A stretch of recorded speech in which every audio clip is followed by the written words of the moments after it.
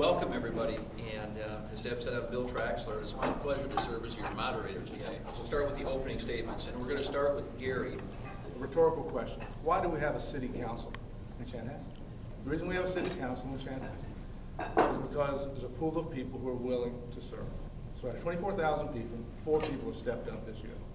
I'm one of them. I'm a limited government kind of guy. So I want to move the discussion down to how much government do we really need, not how much can we afford. I resided in Chanhassen for 32 years. I've seen it go from a little town that everybody loved. I called it a Dina-wannabe. I don't believe in spending my own money because I'm cheap, as a lot of people know, and I sure won't spend your money if I don't have to. Cities are actually the ground level where the rubber meets the road of your constitutional rights. So that's why I'm very, enthusiastic about working at a city level. That's why I got in. One of my things is it's not so much what's the minimum amount of government that you can afford. The question is your government accessible to use so that you can tell the government what it is you're looking for. I have got a very one of my passions is making sure that people have access to government. Thank you, Jerry. Bethany. Yes, about 4 years ago, my platform was the government should be run like your small businesses, providing an excellent service or product for its customer while being fiscally responsible with your money. And I believe that's that same phrase today, that's the government should be run. We're going to start with Rich. Question number 1. If elected, what do you hope to accomplish in the first 100 days and also over the next 4 years? Oh, I'd like to see a ward system set up in Chanhassen, where each council person has their own area to take care of, as opposed to the mishmash system they have now. I'd like to see some streets made main thoroughfares, such as Laredo, Frontier, and a few others, due to the high volume of traffic on them. I'd also like to see more police enforcement of the traffic violators, which in turn brings Chanhassen some more cash flow. We have one of the council people, from what I understand, got caught speeding by the black squad car, and they had the black squad car pulled from the town, which cost the city money. Thank you, Rich. On the city council, about all I think I can accomplish within the first 100 days is to continue to be a good steward of your money. And one of the things that I would hope to accomplish, we are relooking at zoning the downtown area and other areas around town to again accommodate business. I would hope that one of the things that we can do is to get the chamber more involved, to get businesses more involved, and get a little bit of feedback to make sure that what we put in place will become economically viable for the community, which in turn benefits us all. Well, like Jerry, I think, the first 100 days, I think I would continue doing what I've been doing for the past 4 years, which is serving the public, being available to answer your questions, to come visit you in your homes with your problems and concerns, and to continue being a good financial steward of your money, a watchdog, I want to call it, of your money. And then, of course, the next 4 years, I think my vision is to be ready for when the economy turns, that Chanhassen is ready for that also. Frankly, we'd like to see Chanhassen become a model for the community, for the Twin Cities, for the country, on the benefits of an actively managed government.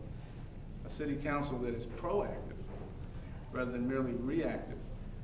What growth and development opportunities would you promote over the next 4 years that would be the most beneficial to the city of Chanhassen? We're trying to make sure that we do develop the downtown area into a core area where it is walkable, where people can come down for services, you can park a car, you can walk around town, you can take care of your laundry, you can take care of any little small thing you would normally do in a small town. Also, I think when it comes to growth and development, there has to be a logical balance with it. We want to protect our community and the small town feel that we have, and how do we do that while still allowing our town to grow? And I think that's a dilemma that we'll face the next. The regional mall is going to be a very interesting thing. Obviously, that's huge. How to do it, if to do it at all. Some change is inevitable, but if we're going to have a mall like that, for example, it needs to complement the downtown downtown, because the downtown is the heart of the city. I think Gary's got some good points, and I don't know what I could really add to it.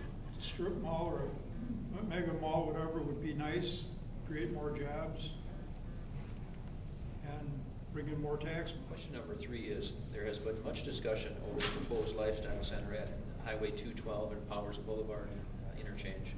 If this proposal moves forward, what would your strategy be to ensure the economic vitality of both this new area as well as the downtown? We have a real need in our community for a place to go shop and not have to drive to Eden Prairie or Minnetonka. So I think it would be a huge success if we did that. But I also want to make sure that we do protect our And it downtown. is a thing, it's an interesting question. I don't think there's a set answer, because I think a mall can be good. But as we're all gonna say, we don't wanna destroy or compete directly with the downtown. So what can complement? Are we gonna put a Macy's downtown? Probably not. Perhaps a mall could accommodate that. It's just gonna be a matter of looking at what's gonna be the balance. What would one do to enhance the other would be a problem. So it is a balancing act, and it is something that's been looked at, and we continually look at it. And again, input from the community is one of the things that we definitely welcome. Working out just about perfectly to wrap up by 1 o'clock, so we are now going to go to our closing statements.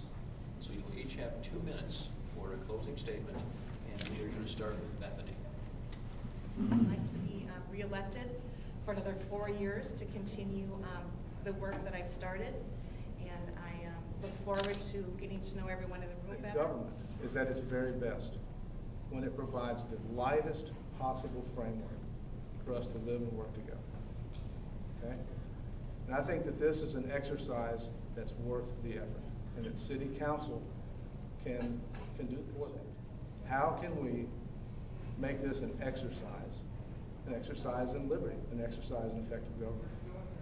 Again, I think it's an exercise that is worth I'd love the to see effort. Chanhassen grow, be one of the leading cities in the country. In many ways of leadership, lower tax. Compare our community to other communities throughout the Twin Cities, a lot of them would like to be like us. So I would say that we are a model. We have achieved this goal of trying to be something that we can all be very proud of. And what I hope is that, will reelect me, I will get to serve another 4 years and